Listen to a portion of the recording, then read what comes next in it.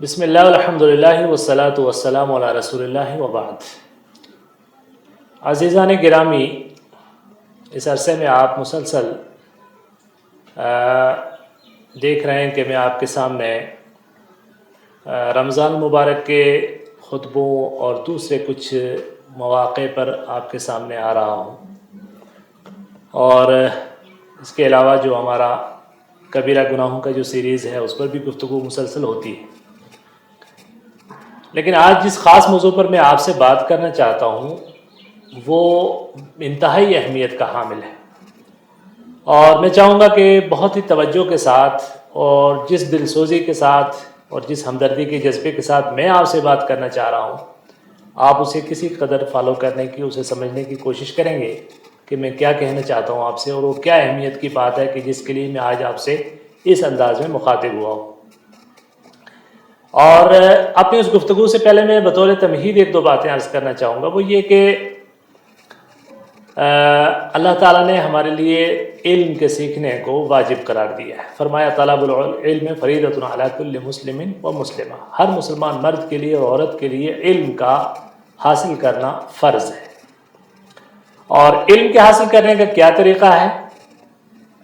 آپ نے دیکھا ہے کہ پہلے زمانے میں اس کے لیے ایک مشیخت کا انداز ہوا کرتا تھا۔ مشیخت کا انداز یہ ہوتا تھا کہ جو بچہ پیدا ہوتا وہ سب سے پہلے اپنے والدین کی تربیت سے گزرتا، اور والدین جس درجے کی اور جتنی تعلیم ان کی ہوتی اس کے مطابق بیسکس ان کو بتا دیتے،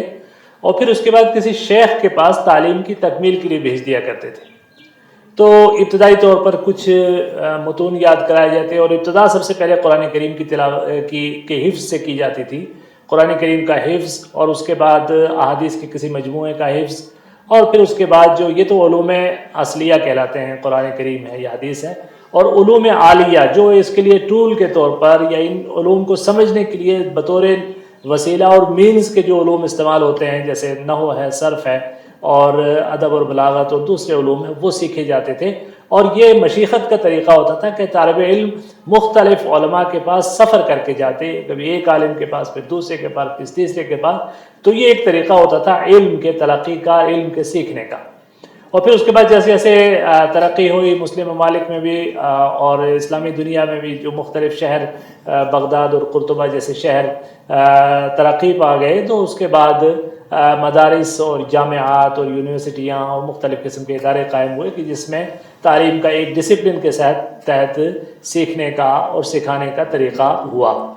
تو یہ وہ علم کے معروف ذرائع ہیں، چاہے شیخ مشائخ سے علم حاصل کیا جائے یا اداروں میں جا کر متعدد مشائخ سے علم حاصل کیا جائے، یہ ایک معروف طریقہ تھا علم کے سیکھنے کا۔ ظاہر ہے کہ سارے کے سارے لوگ تو اس انداز میں علم کے لیے اپنے آپ کو وقت نہیں دے سکتے، تو قرآن میں، اور وہی اصل مطلوب تھا، اللہ نے قرآن کریم میں فرمایا فَلَوْلَا نَفَرَ مِن كُلِّ فِرْقَةٍ مِّنْهُمْ طَائِفَةٌ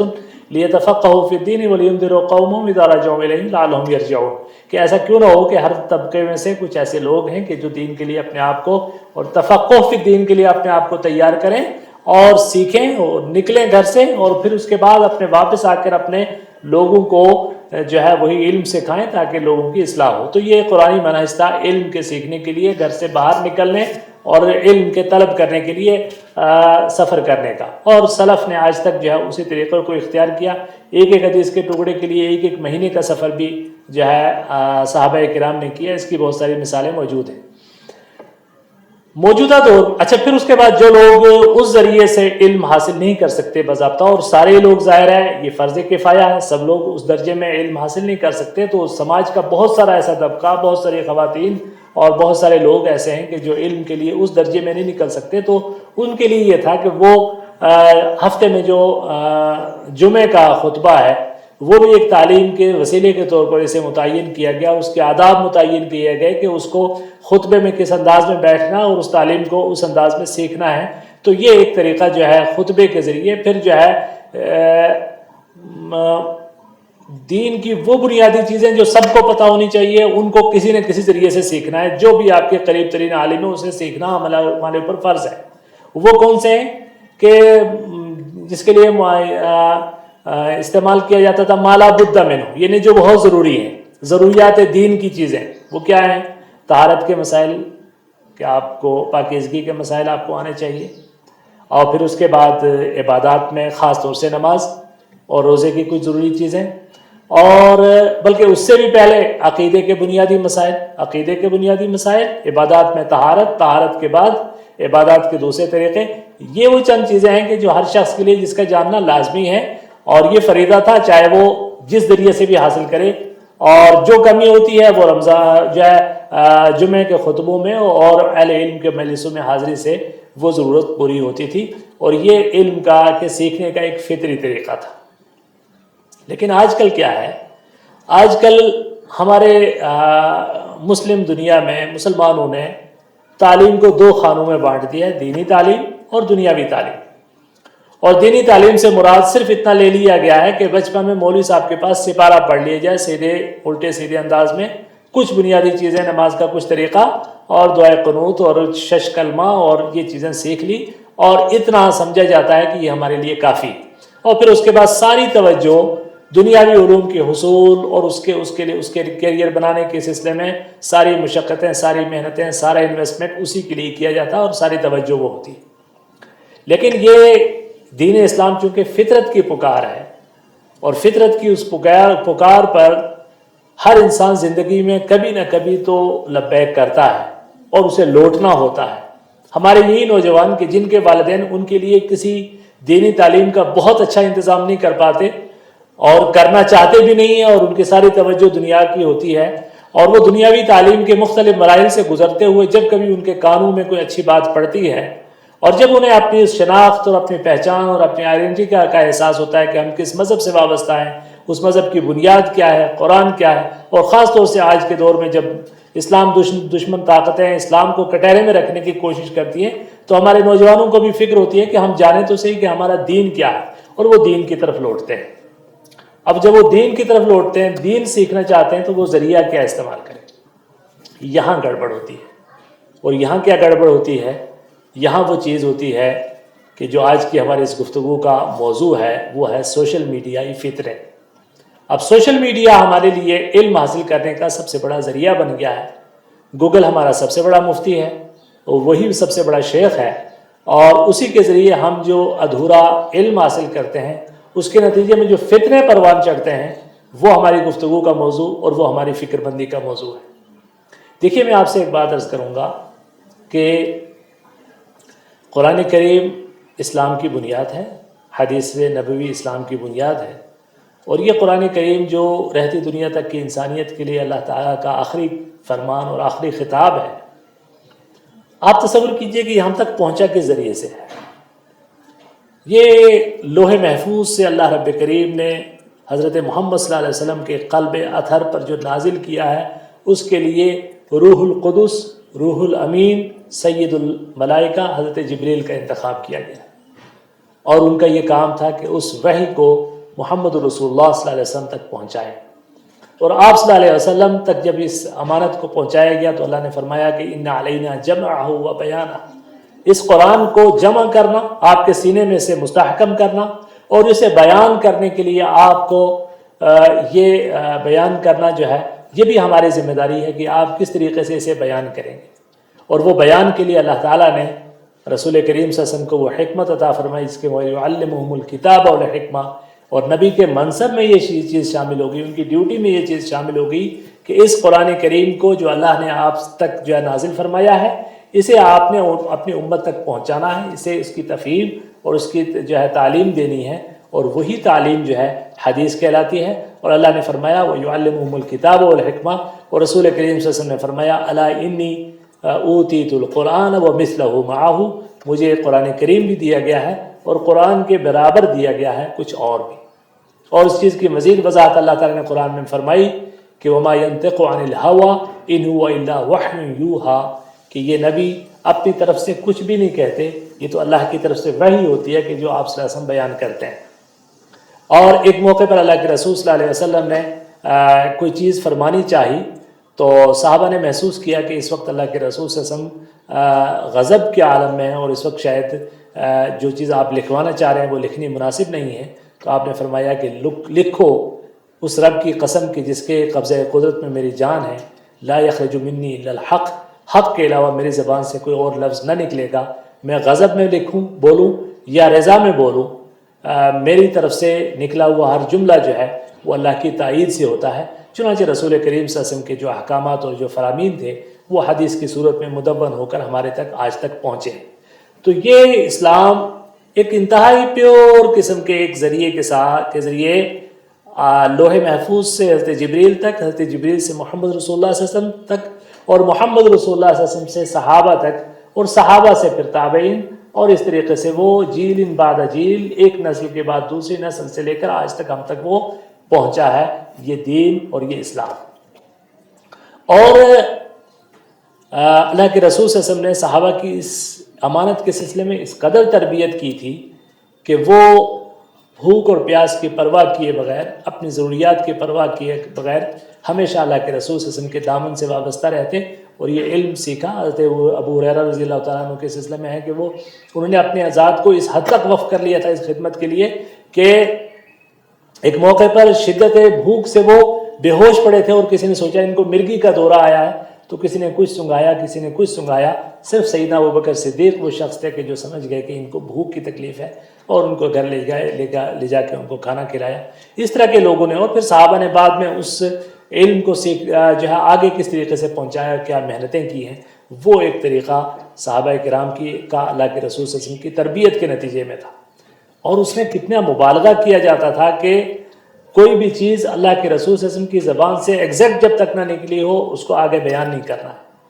ایک موقع پر حضرت ابو موسیٰ اشعری رضی اللہ تعالیٰ عنہ اللہ کے رسول حضرت عمر ابن خطاب کے دور خلافت میں ان کے پاس تشریف لائے، اور انہوں نے دیکھا، انہوں نے السلام علیکم 3 بار کہا، اور جب جواب نہیں ملا تو وہ پلٹ کے چلے گئے۔ حضرت عمر کسی مصروفیت میں تھے، ایک دم وہ مصروفیت جب ختم ہوئی تو بلایا کہ بھی ابو موسیٰ کی آواز آئی تھی، وہ کہاں گیا؟ بلایا ان کو، کہا بھی آپ آئے تھے اور واپس کیوں گئے؟ کہنے لگے میں نے سنت کے مطابق 3 بار سلام کیا، آپ سے استئذان کیا، اجازت طلب کی، آپ نے جواب نہیں دیا، میں چلا گیا۔ تو فرمایا کہ یہ بات تم نے اللہ کے رسول صلی اللہ علیہ وسلم سے سنی ہے کیا؟ ہاں میں نے سنی ہے۔ کہا واللہ اگر تم اس کا ثبوت نہ دے پائے تو میں تمہیں کوڑے ماروں گا، مجھے بتاؤ کہ کس سے، تمہارے علاوہ کسی اور نے بھی سنی ہے؟ حضرت ابو موسیٰ اشعری رضی اللہ تعالیٰ عنہ ایک دم صحابہ کی مجلس میں گئے، جا کے کہا بھی میں تو پھنس گیا، میں نے ایک حدیث بیان کی اور حضرت عمر کہہ رہے ہیں ثبوت لاؤ، تو بھئی اگر یہ بات کسی اور نے سنی ہے تو بتائیے۔ وہاں سید الانصار تشریف فرما تھے حضرت سعد، انہوں نے کہا بھی یہ تو ہمارے فلانے بچے نے بھی سنی ہے، ذرا ان کو ساتھ لے جاؤ اور جا کے کہو کہ ہاں ہم نے بھی سنی۔ تو اس طریقے سے تثبیت کے ذریعے، اس کو مضبوط کر کے تاکید کے ذریعے یہ امانت جو ہے صحابہ کرام کے ذریعے ہم تک پہنچی، اور اس قرآن کو اور اس حدیث کو صحابہ سے نے اللہ کے رسول صلی اللہ علیہ وسلم سے لیا، اور بعد کے لوگوں نے اس کو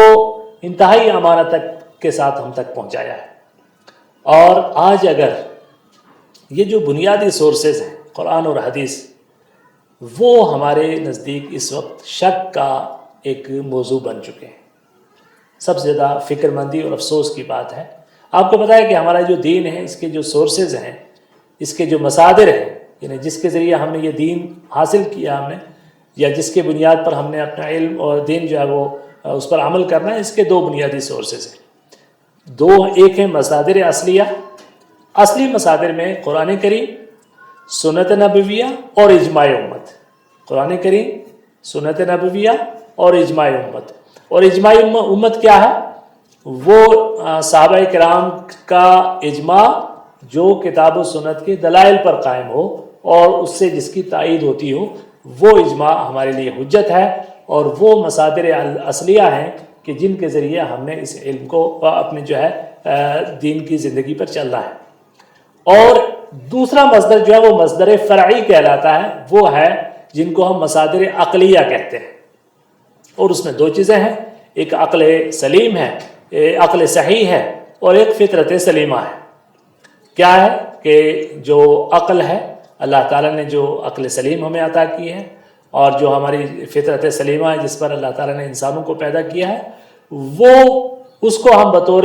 ٹول کے، بطور آلہ کے استعمال کرتے ہیں قرآن کریم کو سمجھنے، اور اس کے مطلب کو اور اس کے مفہوم کو سمجھنے اور جاننے اور اس پر عمل کرنے کے لیے۔ اور انسان کی فطرت بھی اس میں مدد کرتی ہے، اس کی جس فطرت پہ اللہ تعالیٰ نے انسان کو پیدا کیا، فطرت اللہ التی فطر الناس علیہا، اور یہ فرمایا کہ کل مولود علی الفطرہ، ہر پیدا ہونے والا بچہ دین اسلام کی فطرت پر پیدا ہوتا ہے۔ تو اس دین اسلام کی اس فطرت کے مطابق جو انسان کے دل میں اللہ تعالیٰ نے ودیعت کی ہے، اس فطرت بھی جو ہے ہم سے وہ بھی ہماری تائید کرتی ہے اور ہماری مدد کرتی ہے اس قرآن کریم اور سنت صحیحہ کو سمجھنے میں۔ اب اگر کوئی آدمی کسی کی فطرت اگر بگڑ چکی ہو، آپ کو پتہ ہے یورپ میں اس طرح کی تحریکیں چل رہی ہیں کہ لوگ کہتے ہیں صاحب ہم پیدا ہوئے تھے ماں کے پیٹ سے ننگے پیدا ہوئے تھے، اب لہٰذا فطری طریقہ یہ ہے کہ ہم ننگے رہیں۔ اور بہت سارے ایسے اباحیت پرست اس وقت ہیں کہ جو جنسی جو جائز رشتے ہیں، تعلق کے جو جائز رشتے ہیں ان کو بھی ماننے کے لیے تیار نہیں۔ وہ کہتے ہیں جیسے جانور جو ہے اپنی ضروریات پوری کرتے ہیں کہیں بھی، اس لیے انسانوں کو بھی اس کی اجازت ہونی چاہیے۔ تو ہم یہ کہیں گے کہ یہ وہ لوگ ہیں کہ جن کی فطرت مسخ ہو چکی ہے، ان کی فطرت سلیم نہیں ہے، اور یہ فطرت ان کو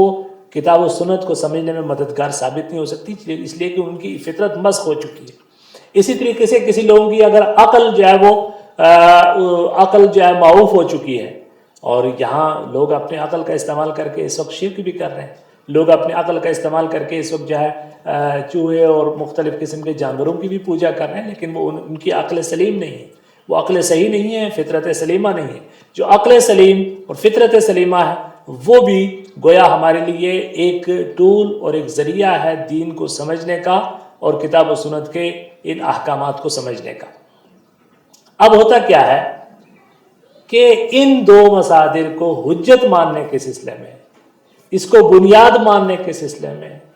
اس کی بنیاد پر اپنے عقیدے اور اپنے عمل کی بنیاد کو استوار کرنے کے سلسلے میں جب کچھ لوگوں کی سوچ بھٹک جاتی ہے تو ہم کہتے ہیں کہ ان کا منہج خراب ہو چکا ہے، ان کا منہج خراب ہو چکا ہے، چونکہ اب وہ دین کے سلسلے میں جو فطری طریقہ نبیوں کے ذریعے ہم تک پہنچا تھا اب یہ اس کو فالو نہیں کر رہے ہیں، بلکہ یہ اس راستے سے ہٹ چکے ہیں اور یہ اس ڈگر سے ہٹ چکے ہیں، ان کا منہج درست نہیں ہے۔ اور منہج کی کیا اہمیت ہے آپ اسے یوں سمجھیے کہ ایک ہوتا نا عقیدہ، عقیدہ ہمیں قرآن کریم پر، اللہ تعالیٰ کی ذات پر اور اس کے انبیاء پر اور اس کی کتابوں پر اور اس کے رسولوں، یعنی اس کے انبیاء اور رسولوں پر، اس کی کتابوں پر، تقدیر پر، یہ ہمارا عقیدہ ہے جو عقیدے کی بنیادیں جو عام طور پر ہم صفت ایمان میں بیان کرتے ہیں۔ تو ان عقائد کے علاوہ ایک دوسری چیز ہوتی ہے جس کو منہج کہتے ہیں، جس کو ہم میتھڈالوجی کہہ سکتے ہیں اپنی جدید علمی اصطلاح میں۔ میتھڈ کیا ہونا چاہیے ہمارا، اس میتھڈ میں جہاں غلطی ہوتی ہے وہاں سب سے بڑی چیز ہے۔ دیکھیے میں آپ کو بتاؤں کہ صحابہ کرام سے کیا فروعی معاملات میں اختلاف نہیں ہوا؟ بالکل ہوا، ان سے نماز کے بہت سارے معاملات میں اختلاف ہوا، زکوٰۃ کے معاملے میں اختلاف ہوا، حج کے ارکان کے سلسلے میں اختلاف ہوا، اور بہت سارے جو فقہی معاملات ہیں عبادات سے متعلق ان کے طریقے کے سے متعلق ان کا اختلاف ہوا، اور وہ اختلاف اس بنیاد پہ تھا کہ ایک نے ایک عمل دیکھا تھا، دوسرے نے دوسرا عمل دیکھا تھا، ایک کے پاس ایک حدیث پہنچی تھی، دوسرے کے بعد دوسری حدیث پہنچی تھی، تو علم جو ہے مختلف جگہوں میں تقسیم ہو گیا تھا، صحابہ کرام مختلف جو ہے شہروں میں جا کے بٹ گئے تھے، تو اس اعتبار سے ان کے درمیان اگر اختلاف ہوا تو یہ فطری سی بات ہے اور سمجھ میں آنے والی بات ہے، اور اس میں کوئی کسی کو تعجب نہیں ہونا چاہیے۔ لیکن ان کے درمیان عقائد میں کبھی اختلاف نہیں ہوا، چاہے کوئی کوفہ میں رہ رہا ہے یا کوئی بصرہ میں رہ رہا ہے یا کوئی مصر میں رہ رہا ہے یا فسطاط میں رہ رہا ہے یا وہ کوئی مکہ میں رہ رہا ہے یا یمن میں رہ رہا ہے، صحابہ کرام سے آپ کوئی ایک اختلافی نقطہ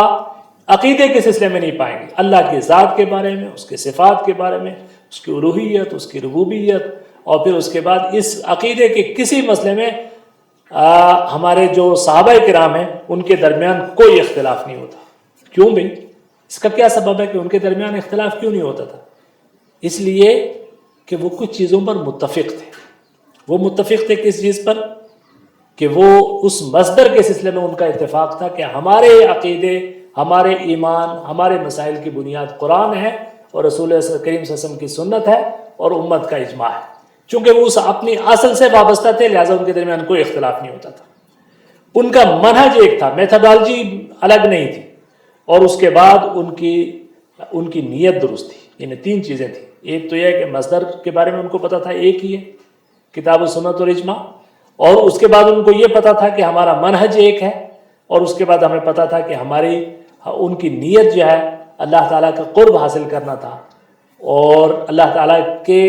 کہ ایک بہتر بندے کے طور پر اپنے آپ کو پیش کر کے اس کی رضامندی حاصل کرنا تھا، لہٰذا ان میں کبھی عقیدے میں اختلاف نہیں ہوا۔ ہاں فروعات میں اختلاف ہوا، شریعت بھی اس کا احترام کرتی ہے، فرمایا کل مجتہد یخطئ و یصیب، ہر مجتہد سے خطا بھی ہوتی ہے اور اس سے جو ہے وہ صحیح نتیجے پر بھی پہنچتا ہے، اور یہاں تک کہہ دیا کہ اگر اس نے جو ہے اجتہاد کیا اور اس اجتہاد کی وجہ سے اگر وہ صحیح نتیجے پر پہنچا تو اس کو 2 اجر ملیں گے، اور اگر صحیح نتیجے پہ نہیں بھی پہنچا تب بھی اس کو 1 اجر ملے گا کہ اس کی نیت اچھی تھی، اس نے دین کو سمجھنے کی کوشش کی، اس نے اپنے طور پر اجتہاد کرنے کی اور صحیح نتائج تک پہنچنے کی کوشش کی۔ اسی لیے ہمارا یہ عقیدہ ہے ائمہ اربعہ کے بارے میں اور سارے ائمہ دین کے بارے میں کہ وہ مجتہد تھے اور اللہ تعالیٰ کی طرف سے ثواب کے مستحق ہیں، اگرچہ ان کے نتائج اجتہاد غلط ہی کیوں نہ ہو، کیونکہ ان کی نیت درست تھی، ان کا مصدر ایک تھا کہ وہ کتاب و سنت سے ہٹتے نہیں تھے، اجماع سے نہیں ہٹتے تھے، اور اس کے بعد ان کا منہج درست تھا۔ اب یہ منہج کیا چیز ہے جسے میں بار بار آپ کے سامنے ریپیٹ کر رہا ہوں؟ ایک چھوٹی سی مثال لے لیجیے، آپ گھر میں چائے بناتے ہیں اور چائے بناتے ہوئے آپ سے غلطی ہو جاتی ہے،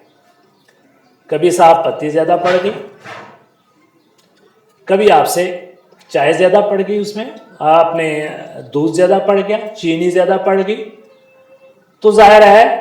آپ کی چائے اچھی نہیں بنے گی لیکن گوارا کی جائے گی، پی جا سکے گی۔ گھر کے وہ بزرگ کے جن کے لیے آپ نے چائے بنائی ہے وہ آپ کی تو اصلاح کریں گے، صاحب چائے تو تمہیں اچھا کیا لیکن آپ نے اس میں پتی زیادہ ڈال دی یا آپ نے اس میں چینی زیادہ ڈال دی،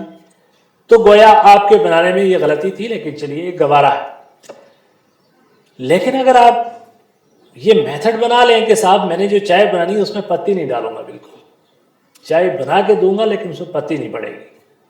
اور پھر اس کے بعد بہترین آپ دودھ بھی ڈال دیں، چینی بھی ڈال دیں، الائچی بھی ڈال دیں، ادرک بھی ڈال دیں، اور بہتر سے بہتر کر کے آپ لے جا کے پیش کریں گے تو اس کو چائے کوئی نہیں کہے گا، اور وہ کہیں گے صاحب آپ کا جب منہج ہی ٹھیک نہیں ہے،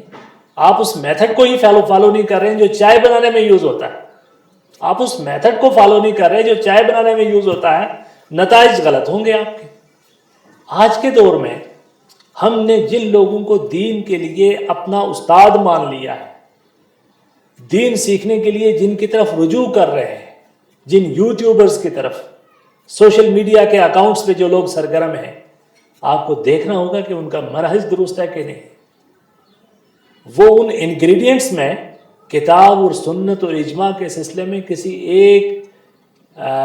پارٹ کو مس تو نہیں کر رہے، یا اس کو وہ مشکوک تو نہیں بنا رہے۔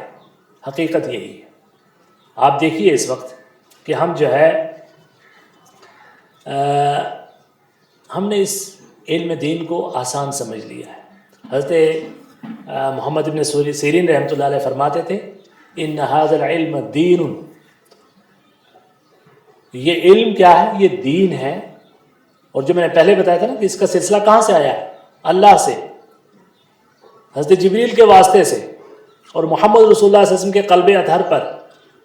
اور لا یاتیہ الباطل من بین یدیہ ولا من خلفہ تنزیل من حکیم حمید، باطل اس کے اوپر کہیں سے بھی حملہ آور نہیں ہو سکتا، یہ رب کریم کی طرف سے نازل کردہ ہے۔ اور پھر صحابہ کرام کی اللہ کے رسول صلی اللہ علیہ وسلم نے تربیت کر کے ان کے ذریعے اس دین کو آگے منتقل ہم تک کیا ہے۔ تو وہ علم، بلکہ جس دور میں یہ اس کی کمپائلیشن ہوئی ہے، اس کو مدون کیا گیا ہے، اس دور کو بھی اللہ تعالیٰ نے محفوظ کیا ہے۔ فرمایا کہ خیر القرون قرنی ثم الذین یلونہم ثم الذین یلونہم، سب سے بہتر میرا زمانہ ہے، پھر ان کا جو میرے بعد آنے والے ہیں، پھر ان کا جو ان کے بعد آنے والے ہیں۔ گویا صحابہ، تابعین اور تبع تابعین کے اس دور کو اللہ تعالیٰ نے محفوظ رکھا بہت سارے فتنوں سے، اور فتنوں سے محفوظ ہو کر یکسوئی کے ساتھ اس علم کو کمپائل کر کے، مدون کر کے ہم تک پہنچانے اور امانت کا ایک سلسلہ تھا۔ اس لیے اللہ تعالیٰ نے اس کو پیور رکھا، اور اسی چیز کو سلف کہا کرتے تھے کہ ان ھذا العلم دین، یہ علم دین ہے۔ فَلْيَنْظُرُوا عَمَّنْ تَأْخُذُونَ دِينَهُ، اور تمہیں چاہیے کہ تم دیکھو کہ یہ دین تم کس سے لے رہے ہو۔ یہ علم آپ کو آپ کے رب سے جوڑ رہا ہے، یہ علم آپ کو اپنی آخرت سے جوڑ رہا ہے، یہ علم آپ کے محشر کے اس دن کی پرفارمنس پر جو ہے اس کا انحصار ہے۔ یہ علم آپ کو کس سے لینا ہے، اس کو آپ نے دیکھنا ہوگا کہ اس آدمی کا میتھڈ درست ہے کہ نہیں۔ آج کیا ہے، وہی میں نے آپ سے کہا تھا کہ صاحب جو علم کو روایتی ذرائع سے، فطری ذرائع سے سیکھنے سے جو محروم ہے، جو کالجوں میں چلے گئے, بڑی بڑی ڈگریاں حاصل کر لی, ڈاکٹر انجینئر بن گئے, اور ان کی فطرت نے ان کو کبھی پکارا کہ اس دین کی طرف متوجہ ہوں کہ جو اس وقت پوری دنیا میں سب زیادہ قبول کیا جانے والا دین ہے, اور اس کے ساتھ ساتھ جس دین کے ماننے والے اس وقت پوری دنیا کے سب زیادہ نشانے پر ہیں,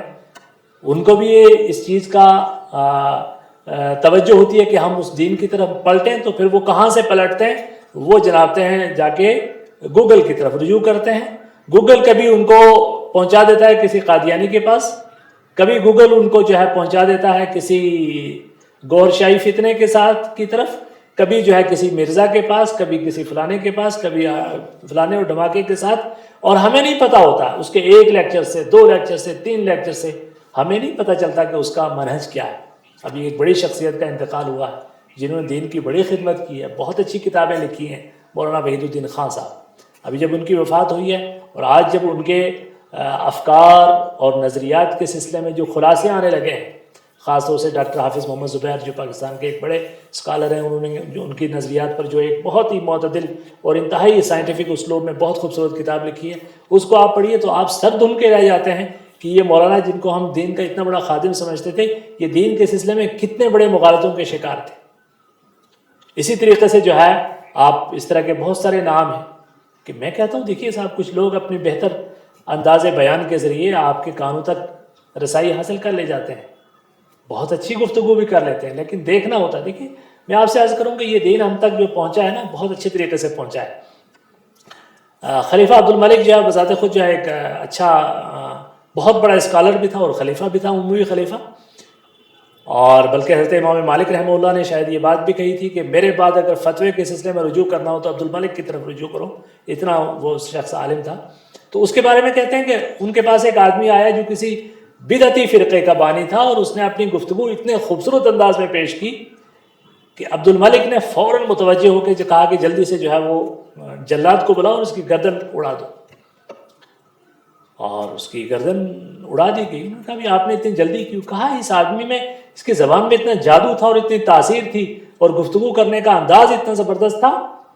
کہ میں اس سے متاثر ہوتا جا رہا تھا, جبکہ میں دیکھ رہا کہ یہ مکمل باطل کرے. میرا علم جانتا ہے, میرا عقیدہ جانتا ہے کہ یہ مکمل باطل کہہ رہا ہے, باطل کی دعوت دے رہا ہے, لیکن مجھ جیسے آدمی کو اگر یہ متاثر کرتا ہے تو عام آدمی کا کیا حال ہوگا, اور اس کی گردن اتار دی گئی. ایک اور موقع پر جو ہے خالد بن عبداللہ قصری جو ہے مدینہ کا ایک گورنر تھا, اس نے جمعہ عید کا خطبہ دیا, عید الاضحیٰ کا, اور خطبے میں کہا یا ایھا الناس ضحوا فانی مضح بجعد بن درہم الذی یقول فی اللہ کذا وکذا. اے لوگو, آج آپ کی قربانی کا دن ہے, جائیے قربانی کیجیے, اور میں نے ابھی جعد ابن درہم کی قربانی کرنی ہے, چونکہ اس شخص نے اللہ تعالیٰ کی ذات کے سلسلے میں فلانے عقیدے کی یہ تبلیغ کر رہا ہے, اور اس کی گردن اتار دی گئی. اس طریقے سے انہوں نے چوکیداری کی ہے اس اسلامی عقیدے کی, اور اس کو باطل کے گمراہ کن نظریات سے بچا کر رکھا ہے. آج ہم حریت فکر, اظہار رائے کی آزادی, عقل کی آزادی, سوچنے کی آزادی, نقطہ نظر کو بیان کرنے اور پھیلانے کی آزادی کے نام پر ہم نے اس عقیدے کی اس چوکیداری چھوڑ دیا اور گمراہی کو ہم نے اختیار کر لیا. تو نتیجہ کیا ہے کہ آج آپ کو کلپ نظر آ جاتا ہے یونس گوہر شاہی کا. میں تو ان لوگوں کے نام بھی لینا اپنے سے اچھا نہیں سمجھتا, لیکن اب بیماری کا نام بتانا پڑے گا.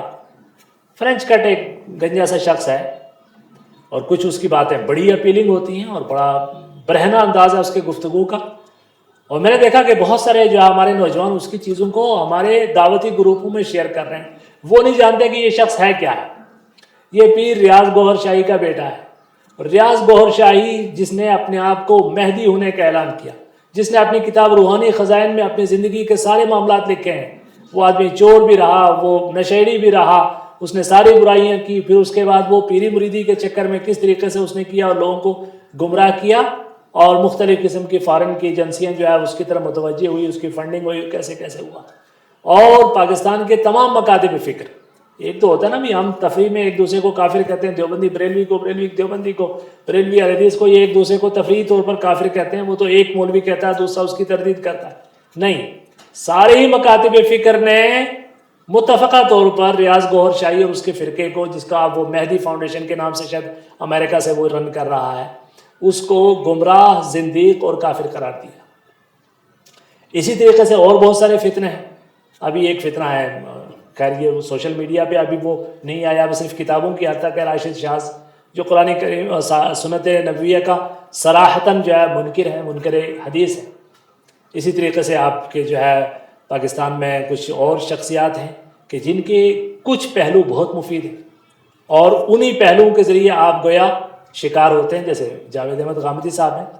یقیناً ایک بہت بڑے متکلم اسلام ہے، اور ان کی تحریریں اور ان کی زبان میں بڑی قوت ہے، اور اظہار میں بھی بڑی قوت ہے، اور بہت سارے باطل نظریات کا بہت اچھے انداز میں انہوں نے نقد بھی کیا ہے، تصوف کا کے سلسلے میں صحیح طریقے سے نقطہ نظر لوگوں کے سامنے بیان کیا ہے جو اہل سنت والجماعت کا ہونا چاہیے تھا، اور بہت ساری چیزیں جو روایتی طور پر اسلام میں تصور کی گئی جن کا اسلام سے تعلق نہیں تھا، اس کی انہوں نے بہت اچھی تصریح کی۔ لیکن اس کے ساتھ ساتھ جو زہر انجیکٹ کیا جا رہا ہے امت کو اپنے ان مصادر سے جو کتاب و سنت کے مصادر ہیں ان سے، ان میں تشکیک ہے، اس میں حدیث کے سلسلے میں وہ تشکیک ہے کہ اب آج ہمارا ہر نوجوان جو ہے وہ اپنے طور پر امام بخاری تک کا محاکمہ کر رہا ہے، پوری ایک علم کا انکار کر رہا ہے، پوری ایک سائنس کا انکار کر رہا ہے، اس علم کو سمجھے بغیر کہ جس پر صدیوں لوگوں نے محنتیں کی ہیں، اور محنتوں کا تسلسل ایسا ہے کہ میں آپ کو بتاؤں، آکسفورڈ میں آکسفورڈ یونیورسٹی کا جو اسلامک سینٹر ہے وہاں ایک بہت بڑے اسکالر ہیں ہندوستان کے، ڈاکٹر محمد اکرم ندوی، انہوں نے ابھی جو محدث خواتین ہیں 8,000 خواتین، ان کے تذکرے پر مشتمل 50 جلدوں میں ابھی ایک کتاب لکھی ہے جو چھپ کے آ گئی، 50 جلدیں صرف محدث خواتین کی کہ جنہوں نے اس علم کو ہم تک پہنچایا اور اس میں، اس علم میں، اس سائنس میں اپنا حصہ ڈالا ہے۔ آپ صرف کوئی ایک نوجوان کالج میں پڑھا ہوا 1-2 لیکچر سننے کے بعد اس سارے سلسلے کے اوپر خط تنسیق پھیر کے اس کو مکمل طور سے جو ہے ریجیکٹ کر کے بیٹھ جاتا ہے، کتنے افسوس کی بات ہے۔ نہیں صاحب حدیثوں میں یہ ہوتا تھا اور حدیثوں میں یہ ہوتا تھا، اور جی ہم اس کو قبول نہیں کر سکتے، یہ اس حدیث کو ہم قبول نہیں کر سکتے۔ آپ کے لیے بہت آسان ہو گیا، گویا آپ کا میتھڈ جو تھا نا، آپ کا منہج خراب ہے، آپ ایک پورے انگریڈینٹس میں ایک پورے پارٹ کو آپ ختم کرنا چاہتے ہیں۔ ہم آپ کو فالو نہیں کریں گے، نہ آپ کی بات کو قبول کریں گے، نہ ہم لوگوں کو کہیں گے کہ صاحب آپ ان کو شیئر کریں، ان کو لائک کریں، ان پر جو ہے کمنٹ کریں۔ ایک اور مرزا صاحب ہیں جناب، شروع میں ان کی طرف سے بہت اچھی چیزیں آئیں، اور خاص طور سے جو اہل حدیث کے امتیازی مسائل تھے، آمین رفع دین کو جو علماء نے اپنے طور پر ہزاروں بار جن کی وضاحتیں ہو چکی، ان پہ کتابیں لکھی جا چکی، جن پہ مناظرے کیے جا چکے، لیکن ان چیزوں کو اس آدمی نے اپنی زبان کی خوبیوں سے بہت اچھے انداز میں بیان کیا۔ ہمیں لگا اس سے اچھا متکلم ہے اہل حدیث اور کوئی نہیں ہو سکتا، اور آہستہ آہستہ جب وہ پیاز کے چھلکے کے ذریعے آہستہ آہستہ ان کے اندر سے جب نکلا تو پتہ چلا کہ اس آدمی نے تو امت کو اس سب سے خیر القرون سے، سب سے بڑا جو ہمارا سرمایہ ہے صحابہ کرام، ان سے اتنا متنفر کر دیا ہے، اور گویا ہماری تاریخ کے اس سب سے بڑے جو پیریڈ تھا، سب سے گولڈن پیریڈ ہے، اس کو ہم نے آلودہ کر کے ہمارے سامنے رکھ دیا ہے، اور ہم میں سے ہر شخص جو ہے وہ بیٹھ کے جج بنا ہوا ہے، حضرت علی اور حضرت امیر معاویہ کے درمیان جج بنے ہوئے ہیں۔ حضرت حسن بصری رحمہ اللہ فرماتے تھے کہ وہ اس دور میں کچھ فتنے ہوئے اللہ کی مصلحت کے تحت تھے، اور اللہ تعالیٰ کو بذریعہ وہی چیزیں پتہ تھی، اس لیے تو حضرت حسن کے بارے میں فرمایا تھا کہ ان ابنی ھذا سید، میرا یہ بیٹا سردار ہے، اللہ تعالیٰ اس کے ذریعے مسلمانوں کے 2 گروہوں میں صلح فرمائے گا۔ گویا اللہ کے رسول صلی اللہ علیہ وسلم میں بھی سیدنا حسن اور سیدنا امیر معاویہ کے درمیان جو اختلاف کرنے والے جو دونوں گروہ ہیں، دونوں مسلمان تھے۔ ہاں حضرت علی، حضرت عمر بن خطاب کا قاتل، حضرت علی کا قاتل، حضرت عثمان کے قاتل، یہ نہیں، حضرت عثمان اور حضرت عمر اور حضرت علی کا قاتل تو کافر تھے صراحتاً، لیکن حضرت عثمان بن ذوالنورین رضی اللہ تعالیٰ عنہ کو شہید کرنے والے، یا سیدنا حسین رضی اللہ تعالیٰ عنہ کو شہید کرنے والے، یہ تو وہ بلوائی تھے جو مختلف قسم کے باطل فرقوں نے اسلام کی اس طاقت کے سامنے جو ہے وقتی طور پر تب تو سرنگو ہو گئے، لیکن اسلام کا لبادہ اوڑھ کر ایک بلوے کی کیفیت پیدا کی۔ پہلے حضرت عثمان کو شہید کیا، پھر اس کے بعد حضرت جو ہے حسین کو شہید کیا۔ یہ وہ فتنے کا دور تھا۔ حضرت حسن بصری فرماتے ہیں کہ اللہ تعالیٰ نے تمہارے ہاتھوں کو اس فتنے میں ملوث ہونے سے بچا دیا، چونکہ تم بعد میں آئے ہو، تم اپنی زبانوں کے ذریعے اس فتنے میں کیوں مداخلت کرتے ہو؟ کیوں اس میں حصہ لیتے ہو؟ آج ہم حصہ لے رہے ہیں، ہم بیٹھ کے جو ہے سجائے بیٹھے ہیں مسند، اور ہم فیصلہ کر رہے ہیں کٹہرے میں، کبھی حضرت امیر معاویہ کو کھڑے کرتے ہیں، کبھی حضرت عمرو بن عاص کو، کبھی حضرت ابو موسیٰ اشعری کو، اور پھر ہمارا دامن، ہمارا جو ہاتھ پہنچتے پہنچے حضرت ابوبکر صدیق رضی اللہ تعالیٰ عنہ کے دامن تک بھی پہنچ گیا ہے، اور یہ حد ہو چکی ہے۔ اور یہ جب ہم چھوٹے چھوٹے جو ہے وہ چوزے بچے جو لڑکے ہیں، ان کی زبانوں سے جب ان کے بارے میں بات سنتے ہیں تو ہمیں تعجب ہوتا ہے کہ کیا گمراہیاں پھیل رہی ہیں۔ ایک اسلام کے بہت بڑے متکلم تھے، ان کی خدمات تھیں، اس کا انکار نہیں ہے، مولانا ابوالعلا مودودی، انہوں نے خلافت و ملوکیت کیا کتاب لکھ دی، گویا جو ہے وہ اس کے ہاتھ میں جو ہے کسی بندر کے ہاتھ میں استرا دے دیا ہے۔ وہ کتاب نہیں لکھی، بندر کے ہاتھ میں استرا دے دیا ہے۔ جب جہاں محرم آتا ہے تو ہمارے عام سے چیتھڑا اخبار ہیں، اس میں کالم آنے لگ جاتے ہیں حضرت امیر معاویہ کو گالیاں، اور پھر مرتبہ صحابیت جب نظر پڑتی ہے، اس لیے سلف کہا کرتے تھے کہ حضرت امیر معاویہ ڈھال ہے، اگر امیر معاویہ پر حملہ ہوگا تو پھر کوئی صحابی نہیں بچے گا، پھر کوئی صحابی نہیں بچے گا۔ اور وہ قرآن کریم کی درجنوں آیات جو صحابہ کی عظمت کا تذکرہ کرتی ہیں، رسول کریم صلی اللہ علیہ وسلم کی وہ درجنوں حدیث جو صحابہ کی عظمت کا اجتماعی طور پر بھی اور انفرادی طور پر ان کے مناقب کا تذکرہ کرتے ہیں، ان سب سے دستبردار ہو کر ہمیں پھر وہ جو ہے بندر کے اس طرح سے ہم جو ہے سب کو اس کا نشانہ بناتے ہیں۔ تو میں آپ سے یہ عرض کروں گا کہ میرے عزیز،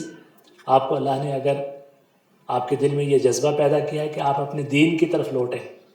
تو اپنے دین کو بنیاد سے سیکھیں۔ ہر دین کی ایک بنیاد ہوتی ہے، ہر علم کی ایک بنیاد ہوتی ہے۔ آپ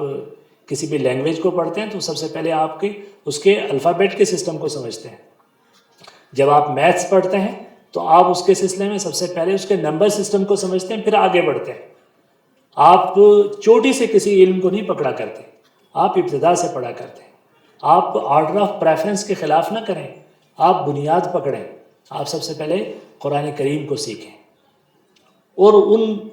صحیح منہج کے جو اہل علم ہیں ان کے ذریعے جو تفسیریں لکھی گئی ہیں، ان تفسیروں کے ذریعے، ان ترجموں کی مدد سے قرآن کریم کو سیکھیں، بلکہ عربی سیکھیں، اور اس کے بعد احادیث کو سیکھیں، عقیدے کی بنیادوں کو سیکھیں، پھر اس کے بعد آپ جو چاہیں پڑھیں، جس کو چاہے سنیں،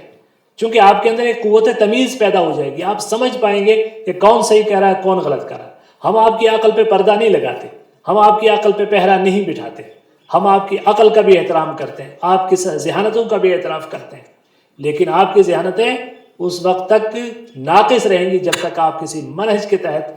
کسی اس دین کو پڑھنا نہیں چاہیں گے، اس کو سمجھنا نہیں چاہیں گے۔ اور اسی لیے میں نے اپنی گفتگو کا عنوان رکھا ہے سوشل میڈیا فتنے۔ یقیناً یہ آج سوشل میڈیا ہمارے لیے دین کی دعوت کا ایک بہت بڑا وسیلہ بن گیا، بہت اچھی بات ہے۔ اس کے ذریعے بہت آسانی کے ساتھ گھر گھر جو ہے دین کی بات پہنچتی ہے، بہت اچھی بات،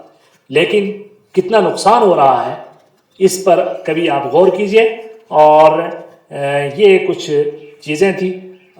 میں تو تفصیل کے ساتھ پھر کبھی گفتگو کی انشاءاللہ اللہ تعالیٰ نے چاہا، اور میں آپ کو بتاؤں گا کہ یہ قرآن کریم جو ہے اور احادیث کی کیا اہمیت ہے۔ ایک دو حدیثیں یا ایک دو چیزیں جو ہے بیان کر کے میں اپنی بات کو ختم کروں گا کہ کس طریقے سے جو ہے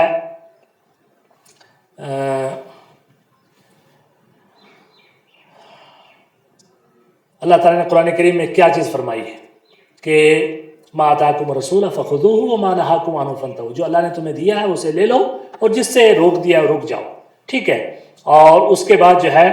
اللہ کے رسول صلی اللہ علیہ وسلم نے فرمایا کہ احسن، بخاری شریف میں حضرت عبداللہ بن مسعود سے روایت ہے کہ احسن الحدیث کتاب اللہ، سب سے بہتر بات اللہ کا کلام ہے، واحسن الہدی ہدی محمد صلی اللہ علیہ وسلم، اور سب سے بہتر سنت محمد رسول اللہ صلی اللہ علیہ وسلم کی سنت ہے اور آپ کا طریقہ ہے، ٹھیک ہے۔